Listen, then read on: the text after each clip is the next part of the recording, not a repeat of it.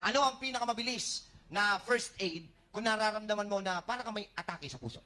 Ito, first aid to. Ito po, kung nararamdaman nyo na may gumuguhit sa left nyo, left na dibdib, nararamdaman nyo na parang namamanhid ang kaliwa nyong kamay, meron kayong pakiramdam na lightheadedness, yung parang lumulutang, at nararamdaman nyo na namamanhid pati ang inyong pisngi. Ito po ay isa sa mga senyales na pwede tayong magkaroon ng cardiac arrest or heart attack. Ito kasi pwede mo itong gawin, ikaw lang mag-isa, kahit wala kang kasama. Kung baka naramdaman mo, initial, wag na wag kayong magpapanik. Dahil pag nagpanik ka, bibilis ang daloy ng dugo, causing you to have a cardiac arrest. Wag magpanik, relax lang. At ituturo ko sa inyo, yung Chinese breathing method. Okay? Ang title nito ay Ha-Ku method. Inhale, exhale lang po siya, nalalagyan po natin ng diin sa Ha at saka sa Ku.